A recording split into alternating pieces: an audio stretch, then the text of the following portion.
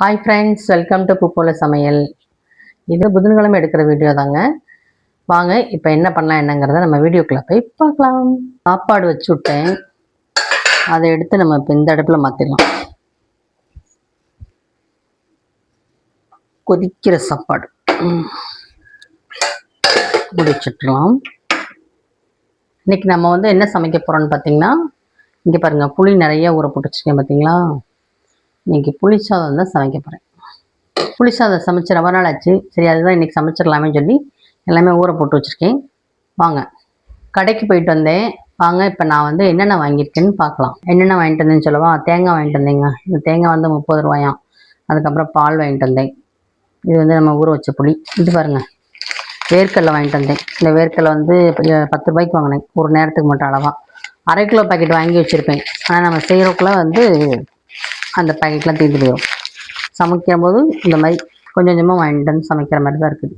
சரி வாங்க, நம்மளோட புளி சாதம் சமைக்கிறதுக்கு போகலாம். கொஞ்சமாக கடுகு போட்டுக்கலாம். கடுகு போடுவாங்களா இல்லைன்னு தெரியலையே. பிரதீப், புளி சாதத்துக்கு கடுகு போடுவாங்களாடா? தெரியாது. கருவேப்பிலை போட்டுக்கலாம். அதுக்கடுத்து என்ன பண்ணணும், இப்போ வேர்க்கடலை சேர்த்துக்கலாம். வேர்க்கடலை கூட கொஞ்சம் போட்டாலே நல்லாயிருக்கும் டேஸ்ட். எங்கள் வீட்டில் எல்லாருக்கும் ரொம்ப பிடிக்கும். லைட்டாக கிண்டி விட்டுக்கலாம். லேசாக வறுக்கணும். பட்டு ஒரு லைட் ப்ரௌன் ஆகிற வரைக்கும் வறுக்கணும். இப்போ அடுப்பு குறைச்சி வச்சுட்டு வரமிளகா ஒரு 3 மிளகா தான் நான் சேர்த்துருக்கேன். ஏன்னா அதுக்கப்புறம் இதுக்கு ஒரு மசாலா ஒன்று அரைப்பேன் பாருங்கள், அதில் வேற கொஞ்சம் போடுவேன். இப்போ நம்ம புளி நல்லா கரைச்சி விடணும். இப்போ நம்ம புளி நல்லா கரைச்சிக்கலாம். நல்லா ஃபஸ்ட்டு இந்த மாதிரி வந்து வறுக்கும் போதே வந்து புளியை கரைச்சி வச்சிடணும். புளி கரைச்சதையும் நம்ம சேர்த்துக்கலாம்.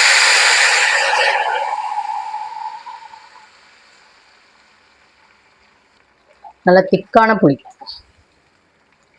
நம்ம இப்போ புளி சாதத்துக்காக ஒரு மசாலா ரெடி பண்ண போகிறோம். அதுக்கு என்னென்ன வேணும்னு பார்த்தீங்கன்னா, கொஞ்சமாக வரமல்லி, இதை லைட்டாக வறுத்து எடுத்துக்கலாம். புளி சாதத்துக்கு தேவையான பொருட்கள் பாருங்கள், இந்த அளவுக்கு வறுத்தா போதும்.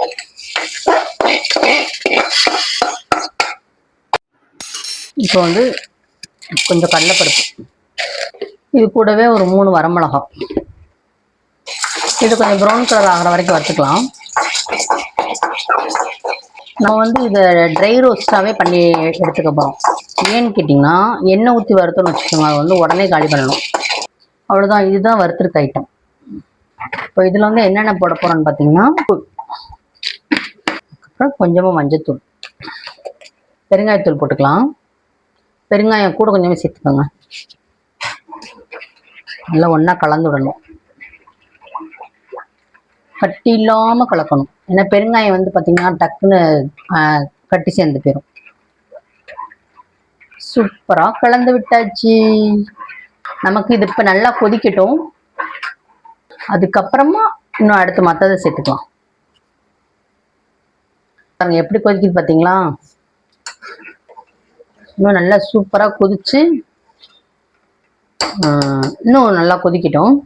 நம்ம இப்போ அதுக்குள்ளே என்ன பண்ண போகிறோன்னு பார்த்தீங்கன்னா, இங்கே அரைச்சி வச்சுருக்கோம், இங்கே வறுத்து வச்சுருக்கோம் பார்த்தீங்களா அந்த மசாலா ஐட்டம்.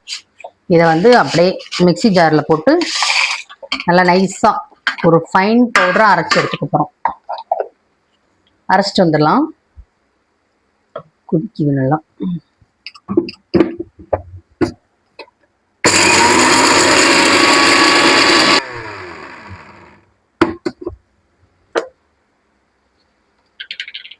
இங்கே பாருங்க, இந்த அளவுக்கு அரைச்சிட்டேன் பார்த்தீங்களா. இதை வந்து திறந்தோடனே அப்படியே ஒரு அந்த ஸ்மெல்லு.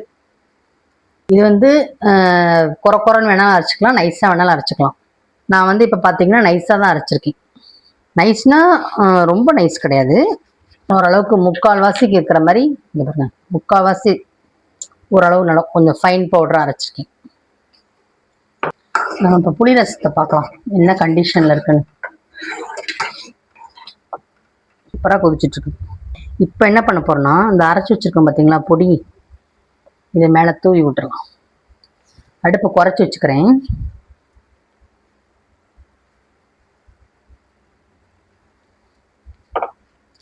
இந்த மாதிரி பொடி அரைச்சி போட்டு வச்சு பாருங்க, புளி சாதம்னா சும்மா சூப்பராக இருக்கும். நம்மளுக்கு இப்போ புளி ரசம் நல்லா இன்னும் கொஞ்சம் கொதிச்சு வத்துச்சுன்னா ரெடி.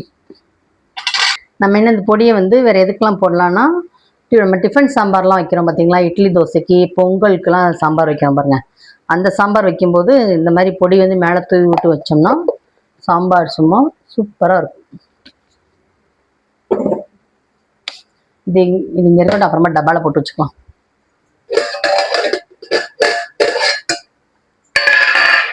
சாப்பாடு வெந்துருச்சான்னு பார்க்கலாம். இன்னும் கொஞ்சம் வேகணும். நேற்றே வந்து எங்கள் வீட்டுக்காருக்கு வந்து லேட் பண்ணி விட்டேன். நேற்று மதிய ஷிஃப்ட்டுக்கு வேலைக்கு போனார், லேட் பண்ணி விட்டேன். நேற்றே வந்து பார்த்தீங்கன்னா ரொம்ப கையம்மன்னு கற்றுக்கிட்டே இருந்தார். இன்னைக்கு லேட் பண்ணால் அவ்வளோதான், சாப்பாடாக எனக்கு வேணான்ட்டு போயிடுவாரு. இங்கே பாருங்க, நம்மளுக்கு புளி ரசம் சூப்பராக ரெடி ஆயிடுச்சு. இப்போ என்ன போட போறோம்னா, துளியோண்டு நாட்டு சக்கரை. ஒரு மாதிரி புளி சாதம் சாப்பிடும்போது வந்து ஒரு ஸ்வீட்டாக தெரியும் பார்த்தீங்களா, அதுக்கு வந்து இந்த மாதிரி கொஞ்சம் லைட்டாக சக்கரை சேர்த்துக்குவாங்க. ஒன்றா கலந்து விட்டுடலாம். நான் அடுப்பில் பாலை வச்சு டீ போட்டுட்டு எழுப்பிடணும். எழுப்பிட்டும் வச்சுக்கோங்க, என்ன இன்னும் ஒன்றும் ரெடி பண்ணலையா அப்படின்னு கேட்பாங்க. இன்றைக்கும் லேட் பண்ண போறியா அப்படின்னு கேட்பாங்க. அதனால நம்ம எல்லாம் ஓரளவுக்கு ரெடி பண்ணி வச்சுக்கிட்டு அதுக்கப்புறம் எழுப்பி விட்டுக்கலாம். எப்படி நம்மளோட ஐடியா.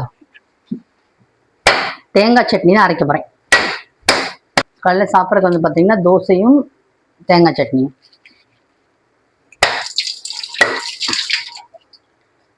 இந்த தேங்காய் எவ்வளோன்னு வாங்கிட்டு வந்தேன் தெரியுமாங்க? 30 ரூபான்னு வாங்கிட்டு வந்தேன். நேற்று பார்த்தீங்கன்னா இங்கே சரியான மழைங்க, செம்ம மழை. இந்த மாதிரி மழை பெஞ்சு ரொம்ப நாள் ஆச்சு, ரொம்ப மாசமே ஆச்சு. டீத்தூள் கொஞ்சம் போட்டுக்கலாம். இது ஒன்று கடன்னு தூங்கிடும். நீங்கள் எந்த மாதிரி டீ போடுவீங்கன்னு கமெண்ட்டில் சொல்லுங்கள். பிரதி இஞ்சி போட்டுக்கலாம். இஞ்சி போட்டு டீ போட்டால் தான் மனமாக இருக்கும். அப்படியே இந்த வாசனையே சூப்பராக இருக்கும். நான் வந்து தேங்காய் கட் பண்ணி தாங்க யூஸ் பண்ணுவேன், துருவ மாட்டேன். இந்த டீ போட்டேங்க தரேன். காலையில் இந்த டீ மட்டும் ரொம்ப அவசரமாக குடிக்கிற மாதிரி ஆகுதுங்க. ஏங்க கொதிச்சிருச்சு, ஆஃப் பண்ணிட்டேன். சர்க்கரையும் போட்டு ஆற்றியாச்சு. இப்போ நம்மளுக்கு சாப்பாடு வெந்துருச்சான்னு பார்த்துடலாங்க.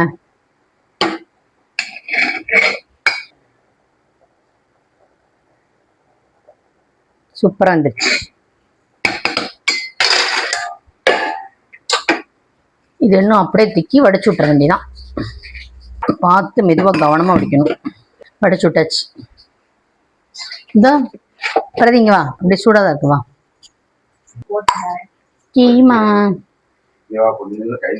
பிரதி அங்கே வச்சிருக்க எடுத்துக்கோ. வீட்டில் வேலை இல்லாமல் இருக்குமாங்க?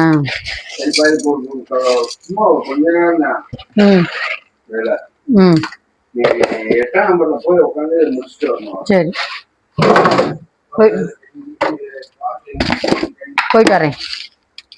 உப்பு போட்டுக்கலாம். தேங்காய் சட்னிக்கு பச்சை மிளகா தீந்து போச்சு, அதனால் மிளகா வத்தல் போட்டு அரைச்சிக்க போகிறேன். 3 மிளகா போட்டிருக்கேன். இப்போ நம்ம ஃப்ரிட்ஜிலேருந்து மாவு எடுத்துக்கலாம்.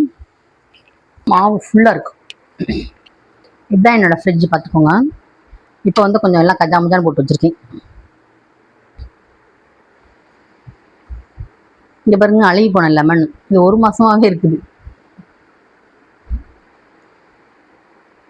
தோசை ஊற்றிடலாம். நம்ம புளி ரசம் பாருங்கள் இதோட சூப்பராக ரெடி ஆயிடுச்சு. நல்லா திக்காக இருக்குது. இது இன்னும் அப்படியே சாப்பாட்டில் போட்டு கிளற வேண்டியதான். சாப்பாடை எடுத்துடலாம். இதை கிளறதுக்கு பெரிய குண்டான பார்த்து எடுத்துக்கணும். இல்லைன்னு வச்சுக்கோங்களேன், ரொம்ப குட்டி பாத்திரத்தை போட்டு கிண்டுனோம்னா வந்து புளிசாதம் வந்து ரொம்ப குழஞ்ச மாதிரி ஆயிரும். ஏங்க இந்த தரேங்க கிளறி.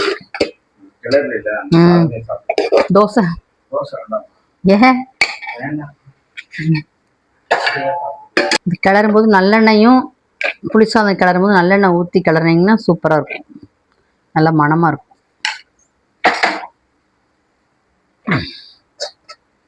ஏங்க தோசை வேணான்ட்டீங்க? புளிசாதம் ஏன் நான் வச்சிருக்க புளிசாதம் உங்களுக்கு அவ்வளோ பிடிக்குமா? எதுக்கு ஸ்கேல் எதுக்கு? கிளம்புற நேரத்தில் ஏதோ ஒன்று சொன்னால் கூட நமக்கு பயமாகவே இருக்குது. இன்னைக்கு என்னவோ அதிசயமாக புளிசாதம் சாப்பிட போகிறேன்னு சொல்கிறாங்க. வச்சு கொடுத்துடலாம். உங்களுக்கு கொஞ்சம் சட்னி ஊற்றுவாங்க, புளிசாதத்துக்கு நல்லாயிருக்கும் சட்னி. பார்க்கலாம் எப்படி இருக்குன்னு டேஸ்ட்டு. சூடாக இருக்கு.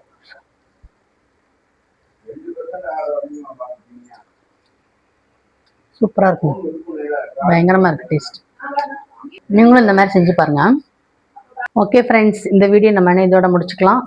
நாளைக்கு வேற ஒரு வீடியோவில் பார்க்கலாம். நம்ம உப்பு போல் சமையல் சேனலை லைக் பண்ணுங்கள், ஷேர் பண்ணுங்கள், கமெண்ட் பண்ணுங்கள், அப்புறம் சப்ஸ்கிரைப் பண்ணிடுங்க. டாட்டா பாய்.